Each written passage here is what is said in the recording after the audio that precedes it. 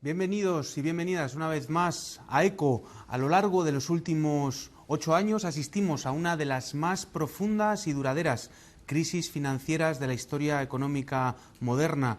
Y del mismo modo, al mismo tiempo, durante estos años hemos escuchado que la recuperación y la estabilidad ya estaban cerca. Bueno, pues nada más lejos de la realidad, y ello lo atestiguan los miles de millones de euros y de dólares que bajo la forma de rescate financiero han ido a parar a este sector para mantener una respiración artificial a la banca, o las inyecciones masivas de liquidez y la ampliación de avales, los llamados colaterales, admitidos por el Banco Central Europeo. Todas estas ayudas que han servido como medidas de estabilización temporal, que han servido para comprar tiempo, básicamente. Pero, sin embargo, los problemas de fondo de la economía europea siguen intactos y, por tanto, los canales crediticios, el crédito, sigue sin restablecerse. Bueno, pues a esta situación se añade, además, el empeoramiento del contexto económico internacional, que se ha plasmado sobre todo en el debilitamiento del crecimiento de China y de los países emergentes, que han hecho saltar todas las alarmas dentro de los mercados financieros internacionales, pero que ha tenido un especial protagonismo, una especial incidencia en ciertos bancos europeos, incluidos los alemanes. Bien, pues el cóctel de la inestabilidad económica y financiera está servida, y de ello queremos hablar hoy en este ECO, Turbulencias Financieras. Queríamos empezar con un pequeño vídeo histórico que nos va a poner en contexto la situación del mercado financiero, de los mercados financieros internacionales en este momento. Vamos con este vídeo y volvemos a una mesa con invitados de excepción para desentrañar, para ir hablando de todos los temas que hemos preparado en este ECO. Bienvenidos y bienvenidas. En los últimos 100 años se han producido numerosos episodios de inestabilidad financiera, caracterizados todos ellos por contracciones del crédito, aumento de la morosidad, caídas de cotizaciones en bolsa y grandes fluctuaciones del precio de los activos financieros. La crisis del 29 fue la primera gran crisis y a la que se atribuye una mayor relevancia en términos de caída de la producción. Los gobiernos introdujeron elementos para la regulación del sector financiero, tales como el llamado coeficiente de reservas obligatorias o el seguro de depósitos. Propició también cambios fiscales muy relevantes. Para poder financiar el coste de la crisis, Roosevelt aumentó la carga fiscal a las rentas más altas desde un 25% hasta el 80%. El fenómeno del riesgo ha sido una nota dominante en el desarrollo del capitalismo. Riesgo en gran medida ligado a los problemas financieros de la banca. Desde los años 80, los episodios de inestabilidad financiera han sido recurrentes. No ha habido zona del mundo donde no se haya producido algún fenómeno de crisis bancaria o turbulencia financiera, incluidos los países del norte de Europa. En efecto, en los últimos 30 años hemos asistido a múltiples episodios. La crisis de la deuda latinoamericana, que se inició en 1982. El estallido de la burbuja financiera e inmobiliaria de Japón en 1990. La crisis del peso mexicano de 1994. La crisis asiática de 1997, que provocó fuertes devaluaciones de sus monedas. La crisis del rublo y el episodio del Long Term Capital Management en 1998. La crisis del real brasileño o la burbuja tecnológica de 2001, en la que el índice Nasdaq cayó de 5.000 puntos a 1.300 en poco más de año y medio. Desde entonces hasta 2007 parecía que los problemas de inestabilidad hubieran desaparecido. En realidad, se estaban gestando las condiciones para la crisis en Estados Unidos. Crisis que un año más tarde, en el 2008, se contagiaría a Europa y que llevaría al actual estancamiento económico de una mayoría de países a nivel mundial. Cada uno de estos fenómenos tiene patrones explicativos diferentes, pero todos ellos son fenómenos de inestabilidad o crisis de graves consecuencias en la economía real y con un carácter cada vez más sistémico y globalizado. Bueno, pues todas estas cuestiones que nos planteaba nuestro compañero Moy en el vídeo. Vamos a hablar, y como decíamos, tenemos una mesa realmente interesante para hablar de estos temas. Vamos a pasar a presentar a nuestros invitados. En primer lugar, tenemos a Juan Laborda, es economista, profesor en la Universidad Carlos III y en el Instituto de Estudios Bursátiles. Muchísimas gracias y bienvenido por estar con nosotros. Hola, ¿qué tal? Un placer.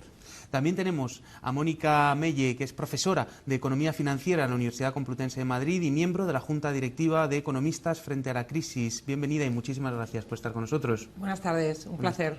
Gracias. Y también, y por último, tenemos a Juan Ignacio Crespo, matemático y estadístico del Estado, que ha trabajado, entre otros lugares, en la agencia Thomson Reuters o colaborador habitual en varios medios de comunicación como Radio Nacional y Cadena SER. Bienvenido y muchísimas gracias por estar con nosotros. Gracias, buenas tardes. Pues si queréis, vamos a daros un pequeño minuto para establecer vuestra posición acerca de lo que nos comentaba el vídeo, de estas crisis financieras que han existido desde prácticamente la aparición del capitalismo, pero que tal vez se han incrementado desde los años 70, ¿verdad, Juan? Si quieres empezamos contigo, un primer minuto de aproximación. Sí, es muy rápido. Hay una razón fundamental que es la financiarización de la economía global, que consiste básicamente en un proceso donde los bancos comerciales dejan de hacer aquello lo cual solían hacer y, bueno, pues hay un proceso de regulación que les permite actuar más como bancos de inversión. Esta financiarización lo que hace es que va a haber una desconexión entre la economía real y la economía financiera. Luego lo veremos detenidamente y genera burbujas.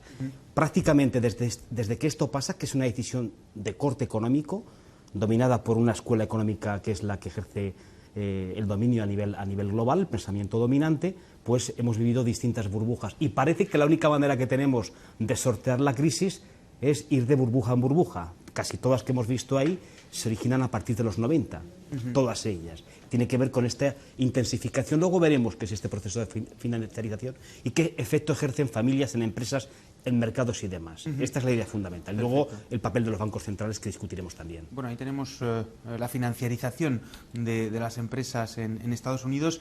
Mónica, sí, si quieres una primera aproximación. De acuerdo con lo que comenta Juan. Efectivamente, la economía financiera ha crecido de forma desmedida.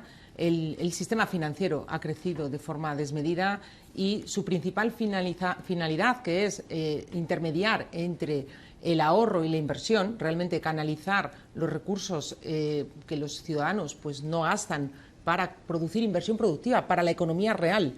Y, en definitiva, para generar riqueza, generar desarrollo, generar bienestar y generar empleo, pues eso es lo que no se ha producido. Y, sin embargo, se ha ido hacia unos movimientos especulativos. O sea, el fin último ha sido la especulación.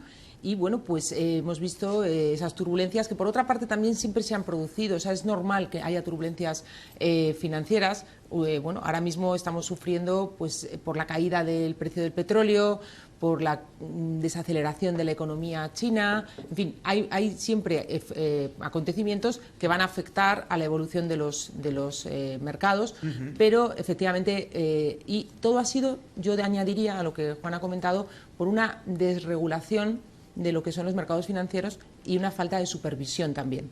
Yo pienso que los bancos comerciales deberían de haber tenido algún tipo de obligación para que el crédito, la liquidez que estamos viendo, que ahora el Banco Central, Europeo, pues está inyectándoles, se canalice para lo que realmente se les está inyectando esa liquidez, que es para la economía real. Volvemos a lo mismo, para generar crédito a familias y a empresas, para generar actividad económica, y vemos que eso es lo que también ha fallado porque no se ha exigido que eso se produzca. Entonces, y sin embargo se han generado burbujas financieras, burbujas que en nuestro país pues bueno, nos han llevado al rescate de nuestro sistema financiero, efectivamente.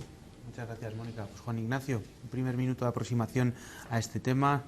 Bueno, pues intentando otro punto de vista, todo lo que han comentado mis colegas yo creo que son las chispas que inician el problema, pero por debajo hay algo fundamental que es el exceso de ahorro. El exceso de ahorro, que en definitiva es exceso de rentabilidad del sistema que se va acumulando y que luego no se puede rentabilizar adecuadamente. Eso es lo que ha originado las crisis desde que nació el capitalismo, ¿no? Si nos fuéramos muy atrás, incluso si nos fuéramos a la época de Tiberio y de Augusto, veríamos que este tipo de crisis financieras ya se producen. Ya en tiempos de Tiberio tiene que inyectar el tesoro traído de Egipto para que haya más actividad económica, tiene que obligar a los bancos a dar crédito, es decir, que no estamos viviendo nada que no se hubiera vivido 2000 años antes y probablemente desde el momento en el que se inventó la moneda, ¿no? Entonces, centrándolo un poco, mi argumento preferido es el exceso de ahorro, difícil de rentabilizar, y cuando las crisis llegan tan persistentes como esta, siempre van unidas a la quiebra del sistema bancario. Eso ocurre cada 35 años, es con una regularidad pasmosa. Una crisis en la que hubo un problema bancario importante en España fue la que tuvimos del 75 al 90, quebró la mitad del sistema, entonces no fueron cajas de ahorros, entonces fueron bancos. Es algo que se produce con total regularidad.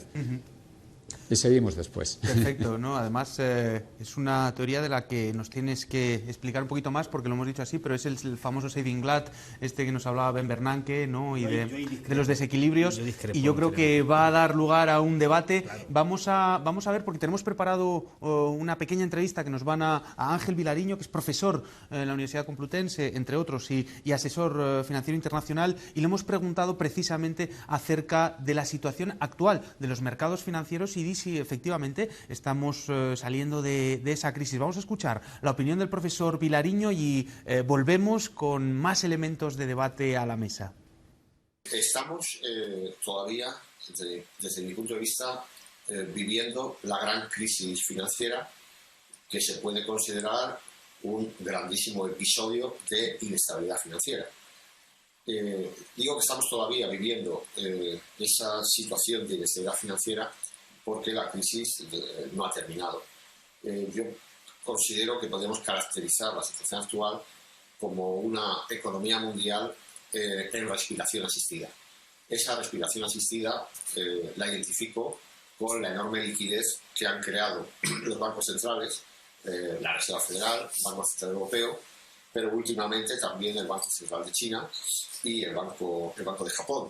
De tal manera que el gran crecimiento de la base monetaria que estos bancos reflejan en sus balances, que es la contraparte de esa enorme liquidez que han suministrado a los mercados, no son capaces de retirarlo, porque los bancos, los grandes bancos internacionales, siguen estando en una situación enormemente débil desde el punto de vista de conseguir beneficios suficientes para sus estándares habituales de rentabilidad.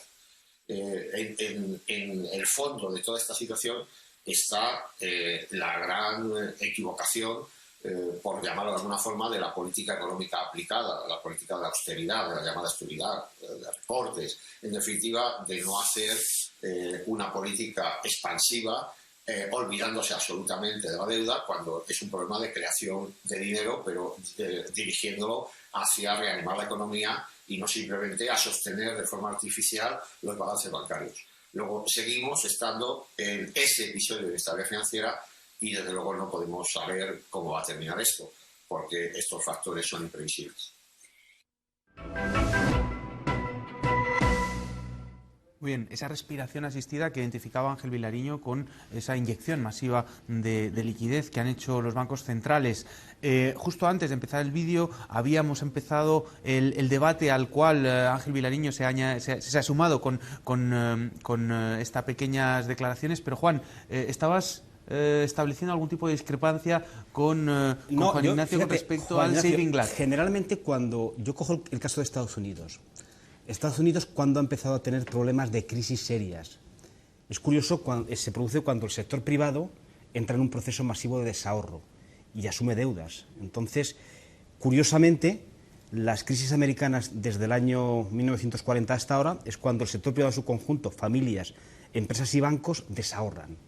Y desahorran porque generalmente eso va asociado a un proceso de una burbuja. Me da igual que sea inmobiliaria, que sea financiera. Y en ese proceso de desahorro, en torno a un colateral, se endeudan. Y esa deuda privada es la que suele acabar mal. Y es como se originan estos procesos de inestabilidad financiera. Esa es la consecuencia. Yo iría mucho más allá, pero ya entraremos en el debate. Entonces, yo viendo, por ejemplo, lo que ha pasado en las crisis últimas, lo que se ha producido, curiosamente, es un desahorro fuerte del sector privado, una acumulación de deuda en torno a un colateral, el colateral colapsa y al colapsarse el colateral tenemos los balances del sector privado se encuentran en una situación muy delicada, y estoy de acuerdo contigo, crisis bancarias gordas. Esta es la razón por la cual no van a dar crédito por mucho que el BCE inyecte. Tenemos problemas muy serios en toda la banca europea y la banca occidental, ¿no? Entonces yo ahí el tema del ahorro es al revés. Yo veo el caso americano y digo, ahí va, las dos últimas crisis, 2001 y ahora, el sector privado ha entrado en desahorro, claramente. Incluso en los periodos previos donde el sector privado tuvo, que lo normal es que tenga excedentes, lo normal es que ahorre, pero en los periodos donde tuvo prácticamente una situación de equilibrio como sector privado en su conjunto, es cuando se produjeron también las crisis en los años 60 y en los años 70.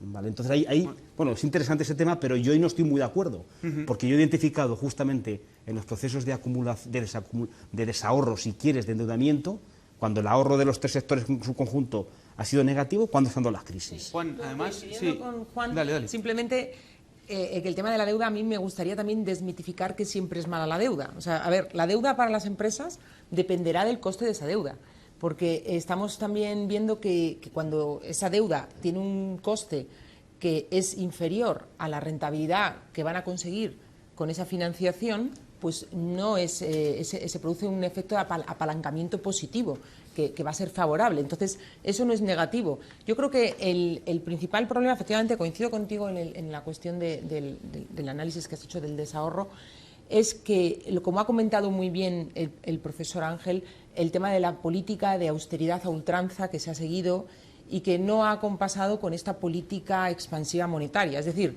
ya se lo dice hasta el propio Mario Draghi, el presidente del Banco Central Europeo, ya nos dice que ya no se puede hacer mucho más en cuestión de expansión monetaria, de inyectar más liquidez al sistema, que tiene que venir acompasado ya con inversión pública, con inversión en infraestructuras, con incluso con lo que falta de la política fiscal, ¿no? Efectivamente. Claro, es que la Unión Europea se construyó la casa por el tejado, ¿no? Fue una decisión política y realmente, bueno, pues hay muchas cuestiones que no se ha avanzado, como es la unión fiscal. Efectivamente hay una desconfianza entre los distintos estados. En sí, es verdad que no es mala, pero sí es cierto que hay un incremento de la deuda tal vez exagerado, ¿no? Por supuesto. Exagerado. Cuando el crecimiento de la deuda alcanza un nivel X y en relación al PIB se sitúa por encima de un nivel, va a ser siempre mala. Eso es malo, sí, eso es por supuesto. Juan Ignacio.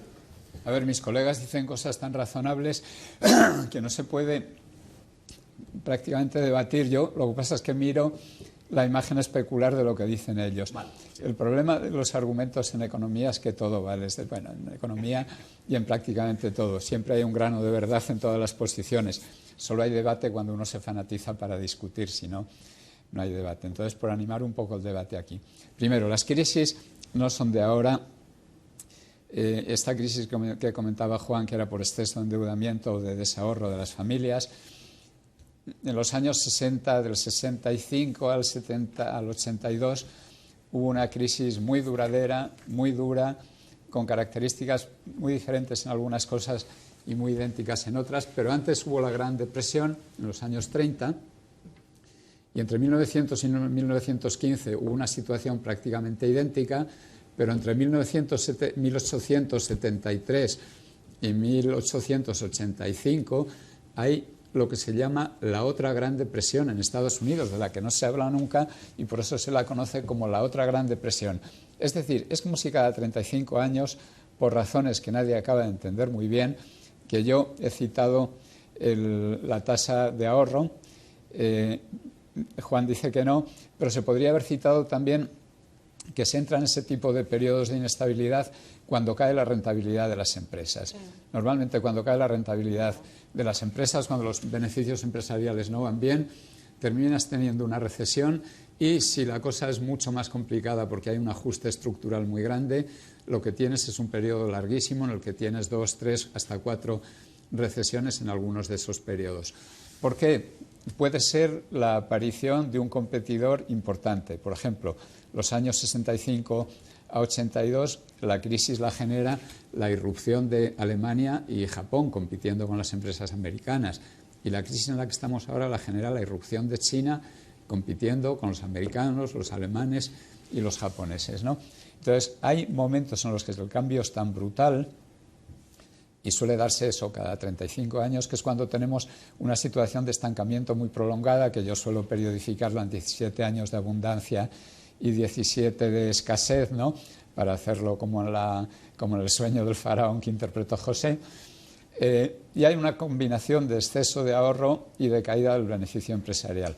Lo que contaba Juan de desahorro y de endeudamiento de las familias es que las familias no se pueden, en familias del tipo de las que cuenta The Big Short, la película esta, donde cuando van a averiguar quién tiene una hipoteca en una determinada casa, la hipoteca está a nombre del perro, no del dueño de la casa, ni del inquilino, está a nombre del perro. Cuando eso se produce es porque hay un exceso de ahorro tan brutal que termina prestándose a ese tipo de gente, es decir, que son la cara y cruz el exceso de ahorro y el exceso de endeudamiento. Yo lo que sí tengo que poner un vídeo enseguida porque estamos hablando, además es un tema, los temas financieros que tienden a ser muy técnicos y hemos querido hablar un poquito o descifrar algunos de los términos en una jerga donde vamos a explicar la hipótesis de inestabilidad financiera, que es de un autor que se ha puesto de moda, además a raíz de la crisis financiera. Pues la economía dominante o la economía ortodoxa, digámoslo así, le tiene a ciertos autores apartados y es cuando empiezan a surgir estas crisis que autores heterodoxos surgen o emergen o son percibidos por parte de la academia para explicar ciertos problemas. Vamos a ver esta jerga que nos ha preparado el compañero Antonio Sanabria con los compañeros de ECO acerca de Minsky. Los modelos económicos ortodoxos parten del supuesto del equilibrio como situación natural de la economía.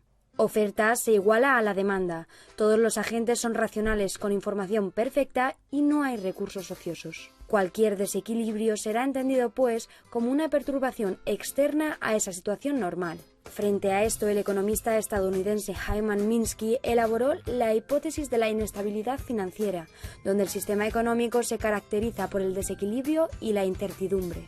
El punto de partida es el nivel de beneficios. El nivel actual de beneficios depende de la inversión realizada, mientras que los beneficios esperados dependerán de las inversiones en el futuro. Otra novedad clave de la hipótesis de Minsky es que considera a los bancos como empresas que buscan el máximo beneficio posible, el cual obtienen financiando a otros agentes económicos, empresas, hogares y otros bancos. Esa capacidad financiadora de los bancos dependerá, entre otros factores, de su capacidad para la innovación financiera, es decir, la creación de nuevos activos con los que financiar el resto. Según Minsky, hay 3 relaciones posibles entre renta y deuda para las unidades económicas, que denominó financiación cubierta, especulativa y Ponzi. Una unidad económica cubierta es cuando ésta puede afrontar sus compromisos con los ingresos de su actividad, mientras la especulativa es cuando solo puede pagar antigua deuda gracias a los ingresos por nuevas deudas. Y la Ponzi, nombre en referencia a un famoso estafador italoamericano de principios del siglo XX, es cuando no puede afrontar ni el principal ni los intereses, por lo que le queda vender activos o pedir prestado.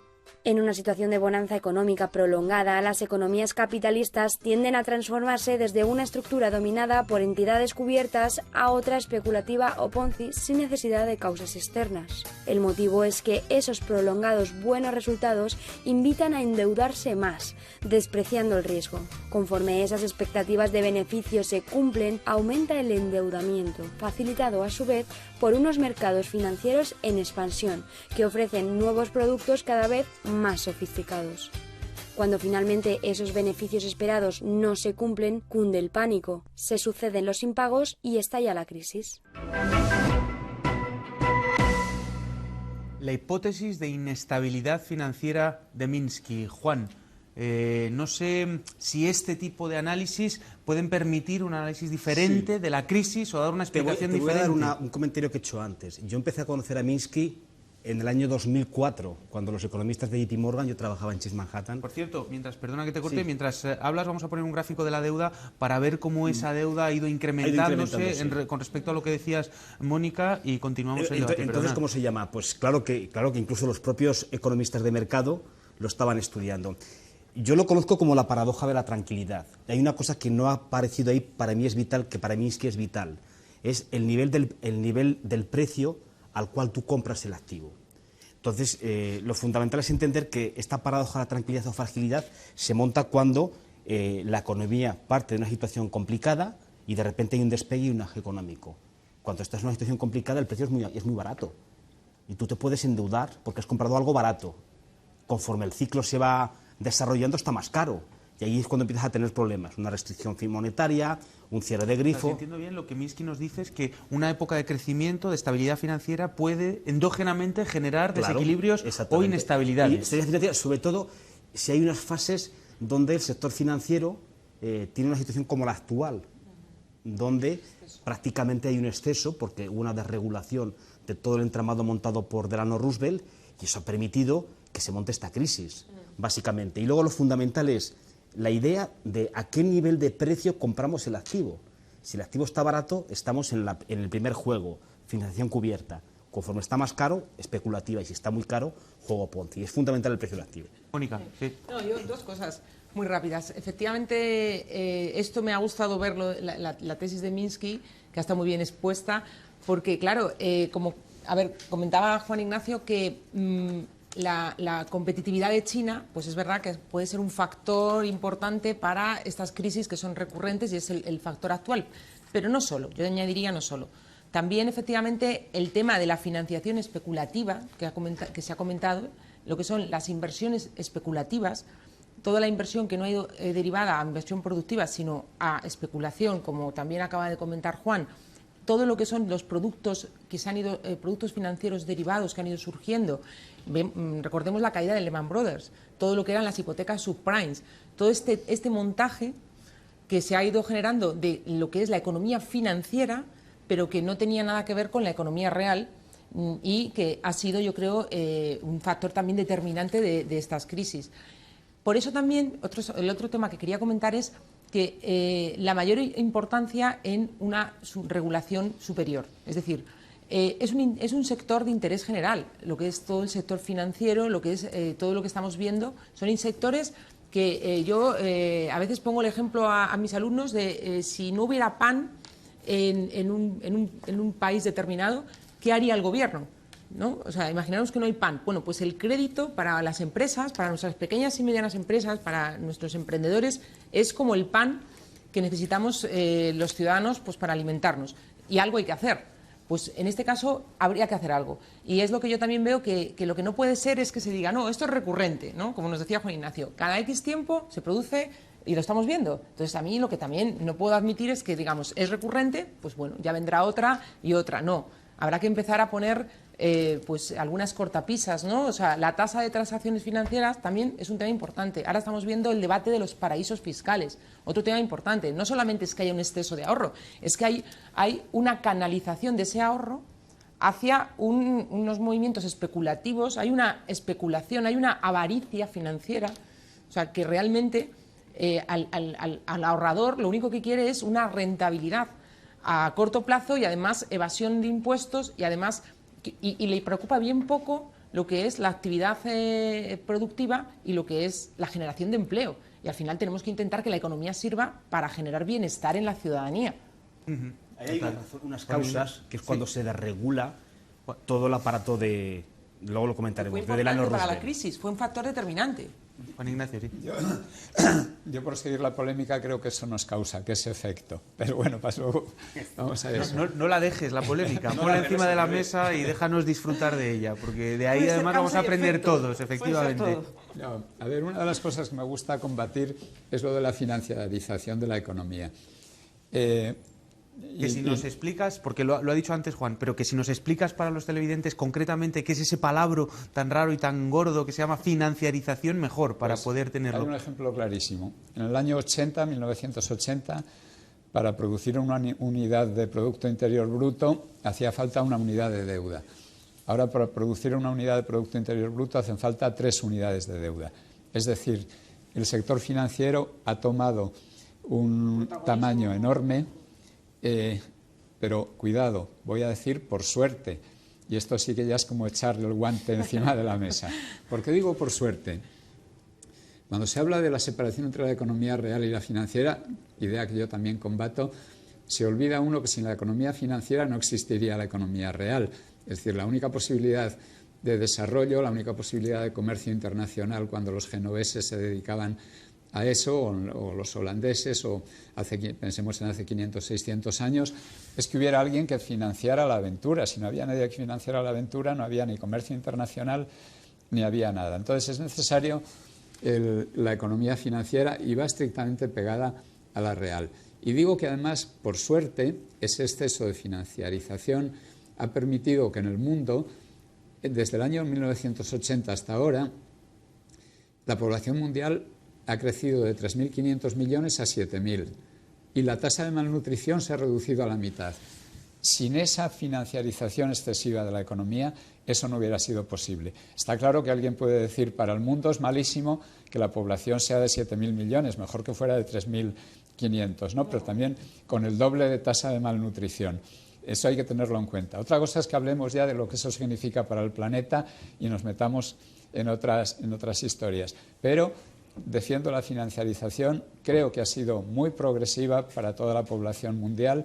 El sistema ha podido alimentar al doble de número de personas con la mitad de tasa de malnutrición, y además el puro desarrollo que pide toda la gente en la calle lo ha permitido justamente eso. Yo simplemente, muy brevemente, creo, como he dicho, que el sector financiero efectivamente y la financiarización es necesaria, o sea, es necesario que haya unos intermediarios financieros que canalicen el exceso de ahorro hacia la inversión productiva.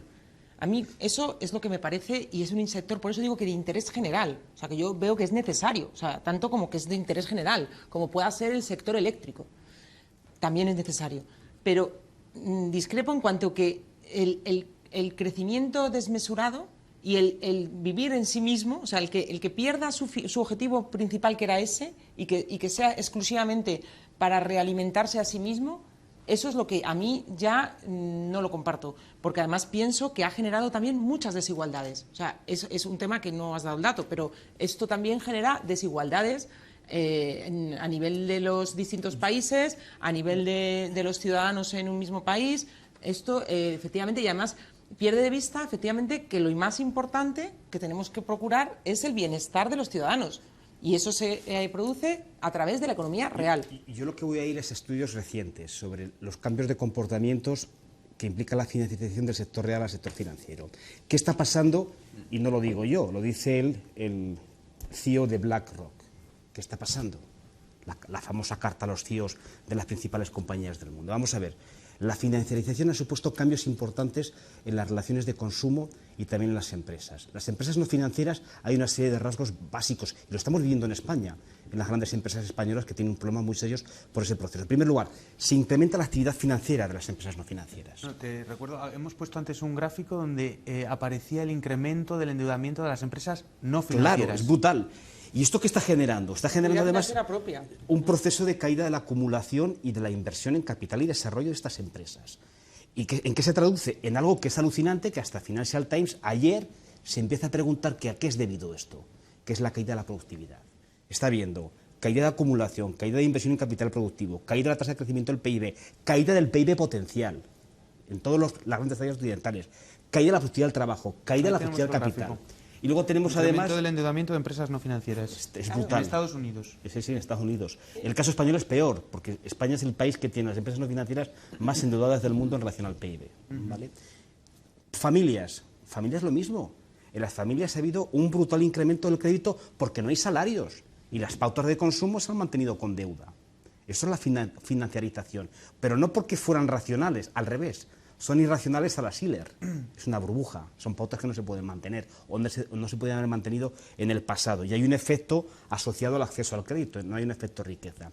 Entonces, eso yo no lo veo tan así. El proceso es el contrario. El proceso es que los desarrollos de países como China, como India, como Corea, estos países han tenido un desarrollo propio donde el proceso de financiación en China se está produciendo ahora. Es ahora donde va a tener un problema porque han acumulado deuda privada brutal y van a tener una situación grave ahora, pero no hasta ahora, esa no es la razón. El tema de Occidente es que hemos tenido tal explosión en la parte de todo el proceso de inversión especulativa que ha ido arrinconando todo el proceso de inversión en economía real.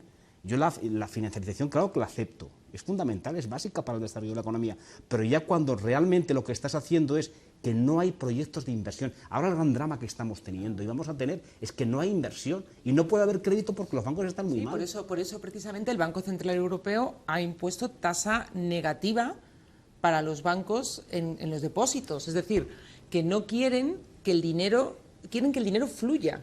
O sea, lo que pretende es de alguna manera que el dinero no esté parado. O sea, es penalizar los depósitos. Vamos a ver situaciones en las que se penaliza el depositar el dinero. Pero eso no va a pasar. Vamos a hablar de la política central no convencional de los bancos centrales, tal vez después, pero me gustaría escuchar a Juan Ignacio acerca de lo que estábamos comentando y la financiarización, porque yo creo que es cierto que por un lado, digamos que nos comentaba, ¿no?, que el incremento de la deuda permite, por un lado, generar más producción, pero por otro lado hay otra cara, que son la que nos estabais diciendo, y entre otras cosas yo me acuerdo, en 2011 el FMI publicaba un estudio, se llamaba Por un puñado de dólares, y analizaba el comportamiento de las empresas financieras en el lobby legislativo de Estados Unidos y como aquellas empresas que más habían gastado en ese lobby, pues habían sido aquellas que más riesgo habían tomado en operaciones especulativas, ¿no, Juan Ignacio?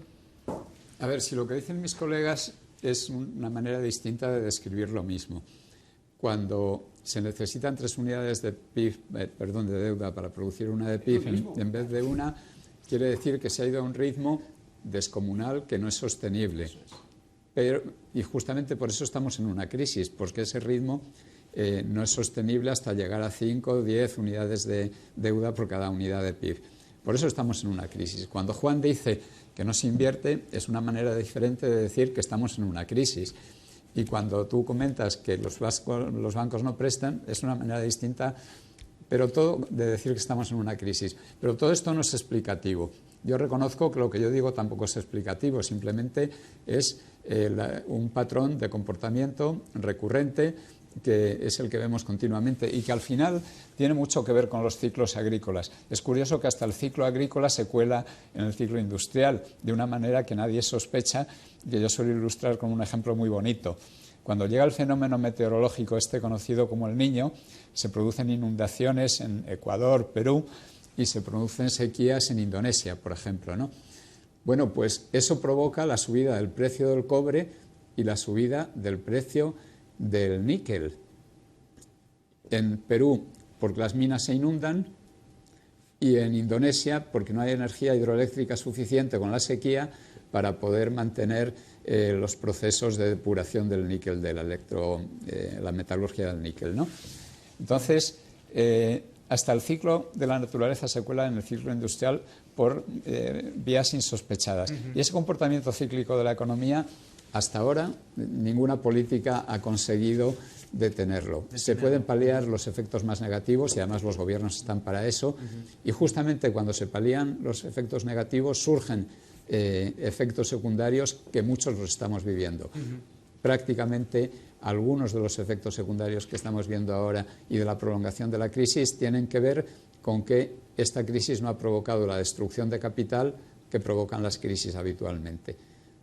Hemos tomado muchos lenitivos para el dolor en esta crisis y por eso el dolor, como no se ha atajado de raíz, por suerte no se ha atajado de raíz, como pretendían algunos bárbaros en el año 2008, lo que estamos viviendo es una etapa mucho más prolongada de crisis. Vamos a pasar, si queréis, porque yo creo que ya hemos establecido un poquito cuáles las últimas tendencias de los últimos años de esta financiarización, de este incremento de la importancia del sector financiero y los efectos, que son la crisis que estamos viviendo desde el 2007. Vamos a pasar al segundo bloque.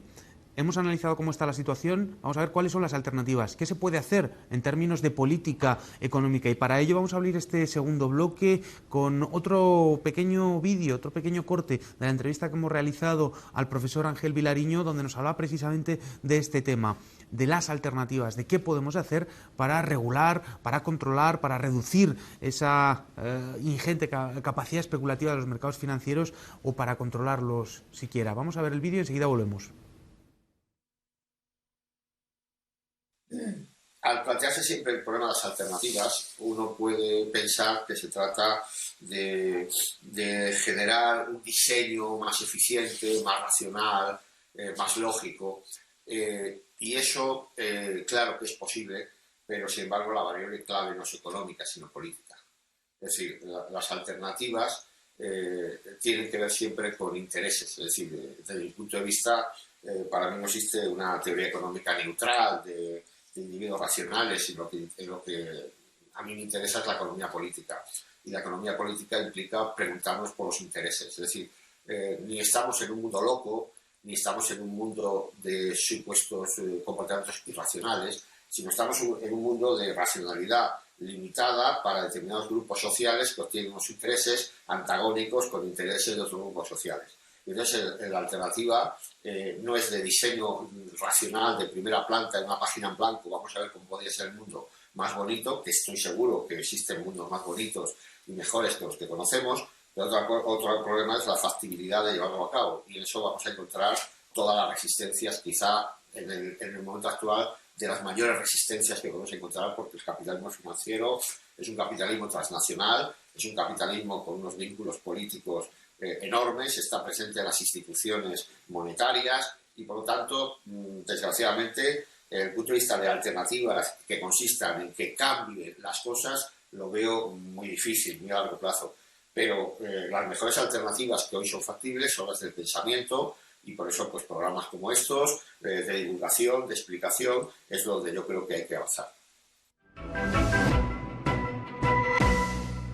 Bueno, muchísimas gracias, Ángel. Un placer escucharte. Lo que pones encima de la mesa, esta economía política, estos diferentes, digamos, está la variable política dentro de la variable económica a la hora de diseñar esas alternativas. A mí sí me gustaría empezar con este segundo bloque y en relación a lo que nos comentaba Ángel, con un pequeño paper, además que trabajasteis los dos, Mónica y Juan Ignacio, en él, nuevas ideas para mejorar el funcionamiento de los mercados financieros y la economía mundial. Además, lo interesante es que antes, hablando con Mónica, nos decía, bueno, es que muchas de las cosas que decíamos en este papel del 2008 todavía son vigentes hoy, en el 2015, 7 años después. Sí, una de ellas muy actual, eliminar las áreas de impunidad y los paraísos fiscales. Y bueno, para ello se proponía pues introducir un nuevo gravamen especial para todo movimiento de fondos que tengan como origen o destino un paraíso fiscal, por ejemplo. Entonces, bueno, aparte de otras medidas de no reconocer la personalidad jurídica de sociedades constituidas en esos paraísos fiscales, o prohibir a las entidades bancarias españolas que tengan filiales o sucursales en dichos paraísos, que ocurre, o establecer penas agravadas cuando el fraude fiscal se produzca a través de utilización de estos paraísos fiscales. O sea, no amnistía fiscal, sino todo lo contrario, un gravamen adicional. Sí, y luego lo que decía el profesor Ángel en relación con la política, a mí me pareció muy interesante. En el ámbito europeo, yo creo que hace falta esa gobernanza política en el ámbito económico, ¿no? Que va muy unido a la política fiscal, que hace falta también. O sea, el presupuesto de la Unión Europea es un 1% del PIB de los Estados miembros, mientras que en Estados Unidos el presupuesto alcanza el 21% del PIB. Claro, porque hasta ahora en Europa tenemos una política monetaria expansiva, claro, y una política fiscal muy contractiva. Muy contractiva, claro. Y eso es lo que ha fallado. Yo creo que la receta ha sido mala. O sea, la crisis se ha afrontado mal y por eso hemos estado como estamos. O sea, en Grecia, por ejemplo, representando lo que representa el PIB, que no llega al 2%, pues sigue en crisis, mientras que cuando ha habido este tipo de crisis en algún estado, por ejemplo, recuerdo en el estado, creo que fue de California, en Estados Unidos, que representaba un PIB muy superior, pues se afrontó y se acometió, había una confianza, claro, había esa gobernanza común que es necesaria para que haya esa confianza. Por ejemplo, también la emisión de deuda, de lo que son los eurobonos, una agencia europea que permita que la prima de riesgo que se opere cuando un país emite deuda pues sea un poco avalada por el resto de Estados miembros, pues también. Lo que pasa es que los alemanes dicen no, estos PIGs, PIGs, que es como nos llaman, ¿no? Pues tienen que ponerse las pilas, tienen que sufrir su penitencia y no vamos, o sea, es muy complicado porque hay una desconfianza tremenda, pero también porque falta esa unión política, falta esa cesión de soberanía y esa gobernanza económica por parte de lo que es la Unión, ¿no? Aparte de que efectivamente es un tema político, porque esta receta de austeridad a ultranza, que es una política muy neoliberal, de reducción del peso del sector público, pues es evidente que es una decisión política. Claro. Y eso de que la inversión pública no se puede hacer y no se puede. Ahora mismo, por ejemplo, el plan Marshall tampoco se ha emprendido. O sea, hay muchos temas que han quedado ahí. El plan Juncker, que era un plan Marshall. Sí, efectivamente. Dulcificado. Está ahí, pero dulcificado, sí. Efectivamente, pero lo mismo, o sea, y ya vemos que ya no queda otra, o sea, ya hay que combinar ese otro tipo de medidas porque si no, no saldremos, y eso efectivamente es política. Juan, bueno, aparte de lo que nos está comentando y que seguro que tienes algo que comentar al respecto, sí me gustaría preguntaros a los tres en la mesa, y empezando por ti, sobre esta unión bancaria, que es la respuesta un poco institucional que desde la Unión Europea se está implementando para esta gestión, este control o esta remodelación del sector bancario.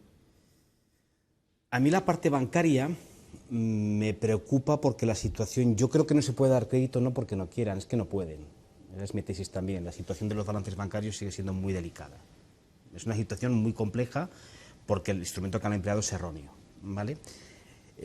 Si yo me fío de los cálculos que hacen algunos independientes sobre necesidades de capital, la banca francesa está muy mal, la banca inglesa está muy mal, la banca alemana la española y la española también. Y los 5 grandes bancos, según estos cálculos, necesitarían 4. No voy a dar los nombres, necesitarían cuantías de... ¿La banca alemana está mal? No, la banca alemana yo aquí solamente computo 2 bancos, que son los privados, el Commerzbank y el Deutsche Bank. El Deutsche Bank. Bueno, pero es el más grande de Alemania, ¿no? Sí, pero lo que digo es que los bancos tienen necesidades de capital porque no se atajó el tema. El tema es otra cosa con el tema bancario que me preocupa y aquí sí que podemos discutir también. Tiene que ver con que estamos subsidiando, porque claro, de repente nos encontramos que ahora respecto al 2006-2007 el promedio de los 28 bancos sistémicos, me baso en datos de Anna Dagmati, en cuanto a tamaño es mayor que en el 2007. Y el apalancamiento promedio de estos 28 bancos sistémicos es mayor también que en el 2007. ¿Y qué soluciones podemos... Pues yo tengo muchas soluciones. Vamos a ver. Estamos en alternativas. ¿Algún tipo de Vamos a ver, yo tengo un medida montón, de política pero para que económica? Primero, la causa es la deuda privada que ha crecido exponencialmente por encima de un nivel. Hay que limitar la expansión de la deuda privada. Esto se puede hacer como controles ex ante del crédito para evitar que luego a posteriori castigamos a deudores. Esto es un ejemplo que es clarísimo. A mí no me gustan bancos tan grandes. Yo discrepo. Yo sigo la ley de Volcker. Yo trocearía bancos. Luego reduciría el atractivo a la especulación también y promovería una separación otra vez entre banca comercial y banca de inversión. Hay informes, el informe Volcker, el informe también, en el caso americano, de Paul Volcker. Dodd-Frank, ¿no? La ley Dodd-Frank. Sí, pero se basa en el Vickers, en el Reino Unido también. Ahí hay exposiciones claramente de separar, aislar la banca comercial de la banca de inversión. Y luego continuaremos con más. Bueno, Ignacio, Sí, algunas alternativas. es lo mismo. Es lo mismo, claro. Es lo mismo, exactamente lo mismo. También estoy de acuerdo con lo que han dicho, pero también considero inevitable que no funcione. Es decir, los bancos necesitan un último chute de recapitalización y la crisis no se va a terminar antes de eso. Y probablemente veremos una nueva recesión y veremos la necesidad de recapitalizar los bancos y probablemente veremos dar el gran paso que se tiene que dar en Europa, que es, ya está habiendo una quita, pero lo que pasa es que es silenciosa. Los tipos de interés negativos ya son una quita. Pero luego me has distraído, ya he perdido el hilo. Políticamente a mí me parece que en Europa hay que hacer algo que hubiera aliviado la situación mucho si nos hubiera pillado ya con eso hecho, que es tener un tesoro único. Claro. El modelo de Europa es Estados Unidos, y Estados Unidos tiene un banco central para todo el país y tiene un tesoro para todo el país, luego con independencia de la estructura del presidente o parlamentaria o lo que sea, ¿no? Eso yo creo que lo vamos a tener como fruto del último apretón de esta crisis que tiene pinta de que está a la vuelta de la esquina. En Europa el helicóptero, Friedman, no sé, quiero decir, el helicóptero es falso. ¿Qué opinión tenéis Es una al respecto? manipulación histórica. O el quantitative easing for the people, el quantitative easing para la gente, dos alternativas ahí. No, vamos a ver. En recesión de balances la política monetaria es inefectiva, se está viendo. Inefectiva. La banca sigue teniendo necesidades de recapitalización que es muy grande. No vale para nada. Es mucho más efectiva la política fiscal. Un proceso de reestructuración de la banca en su momento a costa de acreedores. Y también un proceso de quitas. Esto tendrá que pasar, sí o sí. a nivel general. Esto no se puede hacer por parte de un país, deuda privada, claramente. Yo sí que el tema del helicóptero del dinero yo sí que veo que puede ser solución. Explicadnos un poquito el helicóptero del dinero de Friedman, ¿en qué consiste? Pues Básicamente... efectivamente el combinar esta política monetaria expansiva, este exceso de liquidez bancaria con una apuesta por inversión pública que, bueno, pues que haga que la... Eso no es el helicóptero de Friedman. El helicóptero de Friedman es simplemente ensanchar el balance de los bancos centrales para meter el dinero en deuda. En rescate de bancos, ¿vale? Con la idea de que eso luego regenerará una actividad. Es lo que ha pasado. Eso lo que está incentivando es burbujas, más burbujas. No va el problema. Yo lo que veo es que los bancos, sin embargo, veo que el avance que se ha producido de la unión bancaria es importante, que hay unos test de estrés que están funcionando. Yo creo que estamos muchísimo mejor y yo no veo tantas dificultades, en una situación tan pesimista como están viendo un poco dar mis dinero colegas. directamente a la gente. Hay algunos autores, Steve King, por ejemplo, está hablando del quantitative easing, la expansión cuantitativa, ponerla directamente en las cuentas corrientes de los ciudadanos europeos, en lugar de dárselo a los bancos, porque si en teoría estamos queriendo generar o regenerar el canal crediticio y los bancos no lo están... Vía inversión pública o vía reducción de impuestos, efectivamente, ponerlo en manos de los ciudadanos directamente. Sí, yo veo que es combinar, efectivamente, porque solamente esto no funciona, porque los bancos también tienen otros intereses. Entonces vemos que al final no están cumpliendo su función principal.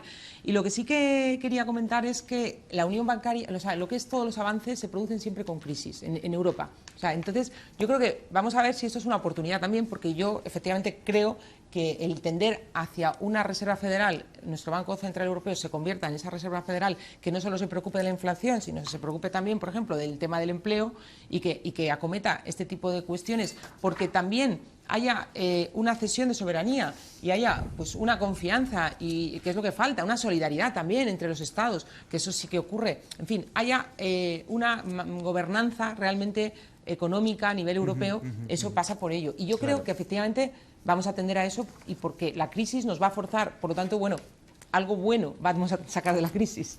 Juan Ignacio, también queríamos escuchar tu opinión acerca del helicóptero o la expansión cuantitativa para la gente, que algunos autores están poniendo encima de la mesa, o son locuras o... Bueno, el helicóptero está a mitad entre la locura, la fantasía que nos gusta tener a todos y probablemente en algo real se termine materializando, pero ligando eso con la necesidad de una quita que decía Juan, los tipos de interés negativos ya son una quita. El ahorro, el otro día veía la estimación que hacía Ángel Laborda en El País sobre el ahorro que ha representado para el presupuesto español la bajada de los tipos de interés y también el que se hayan convertido en negativos para algunos plazos de la deuda pública. Él, si no recuerdo mal, hablaba de 3.500 millones de euros. Por especificar es nada más que el Banco Central Europeo ha puesto unos tipos de interés negativos en los depósitos, ¿no? Los bancos pueden dejar unos depósitos allí para gestionar su liquidez.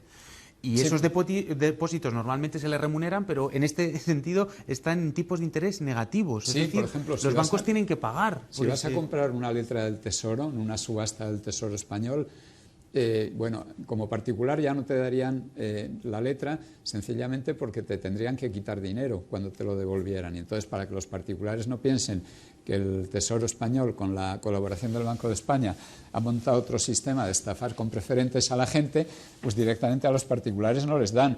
Pero a un fondo de inversión que quiera comprar letras del Tesoro, le paga el fondo de inversión al Tesoro, en vez de ser el Tesoro el que le pague un interés al fondo de inversión. Entonces, por esa vía, no solo hay ya un ahorro directamente por la bajada de tipos de interés, sino que hay un regalo de los ahorradores o de los inversores a los gobiernos. Es decir, se está produciendo la quita, yo la suelo llamar la quita que no osa decir su nombre, ¿no?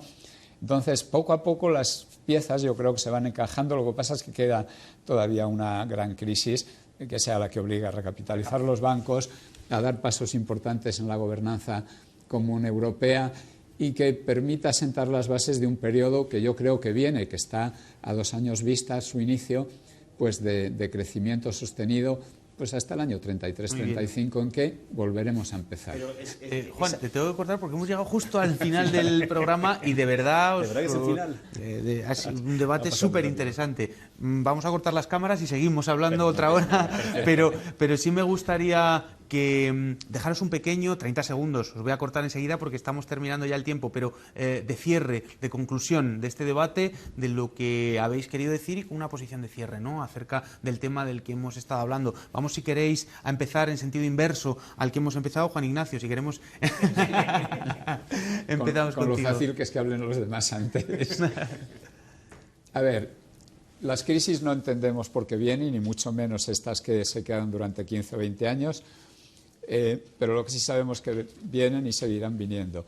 Y las propuestas para paliar sus efectos más negativos pues tienen movimientos pendulares, mucha regulación para evitar que se produzca pronto otra crisis de las mismas características, y poco a poco, cuando la alegría se convierte en euforia, la regulación se va erosionando y desapareciendo y finalmente terminas en una crisis parecida. Lo importante es que el nivel de vida de una población mundial muchísimo más grande ha crecido. Se han desarrollado países que estaban en la miseria y pasando verdaderas hambrunas hace solo 30 o 40 años, como China.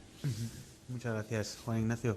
Mónica. Sí, bueno, yo creo que siguen siendo muy urgentes reformas institucionales en Europa, reformas que avancen en una gobernanza común económica a nivel pues supranacional, que avance en un Banco Central Europeo que tenga, además de las funciones actuales, funciones similares a las de la Reserva Federal, que se preocupe también por el empleo y por el bienestar de los ciudadanos. Muy bien, muchísimas gracias. Mónica, Juan, brevemente. Yo muy rápido, vamos a ver. Creo que hay una causa que sí que es endógena, que es que el dinero es endógeno y los bancos tienen capacidad de crear dinero. Esto no está en los libros de texto y esto hay que meterlo, ¿no? Y este es el gran drama. Hay un exceso de deuda privada, que para mí es el origen de toda esta crisis, que luego se ha trasladado a la soberana, no voy a entrar, y sí que requiere de un proceso de quitas. Y estamos al inicio de una crisis, ahí coincidimos tú y yo plenamente, una crisis que va a acabar con lo que tú denominaste, yo también denomino, el superciclo de deuda. Y eso va a estallar ahora. Entonces, ojalá tengas tu razón y se pongan todos los ingredientes a nivel de política económica y de gobernanza para originar una fase de expansión. Lo que pasa es que hay muchos intereses y me temo que al final no será lo óptimo económico, sino ciertos intereses de clase los que prevalecerán. Ojalá me equivoque. Muy bien. Pues muchísimas gracias a los tres, ha sido un debate realmente interesante, hemos aprendido, yo creo que todos los espectadores, nosotros, así que muchísimas gracias, Juan Ignacio, Mónica, Juan, un placer, Igualmente, escucharos.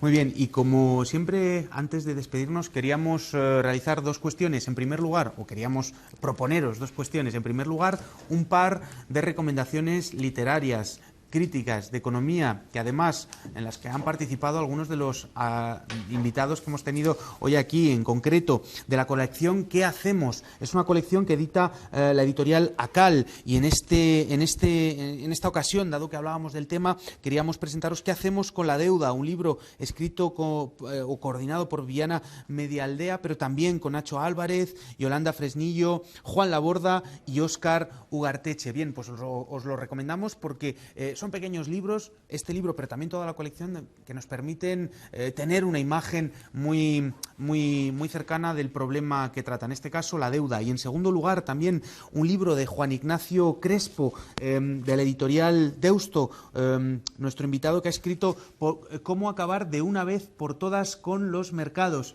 Es un título no solo sugerente, sino además un título que apetece leer con mucho interés. En cualquier caso, nosotros os lo recomendamos porque creemos que realmente son interesantes y que dan elementos de análisis para entender las cuestiones de las cuales hemos tratado hoy. Y en segundo lugar, una pequeña recomendación de una convocatoria el 8 y el 9 de abril, dentro de 3 días, en Media Lab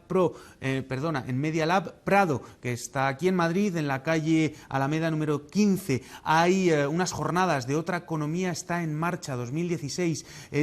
Son unas jornadas donde desde diferentes enfoques críticos de la economía ecológica, de la economía feminista, de la economía de los comunes, diferentes autores van a ir hablando de diferentes temas que muchas veces quedan relegados dentro de la economía ortodoxa o de la economía tradicional, y que este tipo de iniciativas quieren poner encima de la mesa. Nosotros nada más os queremos convocar para el próximo ECO. Será un ECO que va a hablar de los recortes presupuestarios, de la austeridad, de algunos de los temas que hemos tocado hoy, pero centrándonos en esa temática. Así que nada más, muchísimas gracias por estar con nosotros y hasta el próximo día.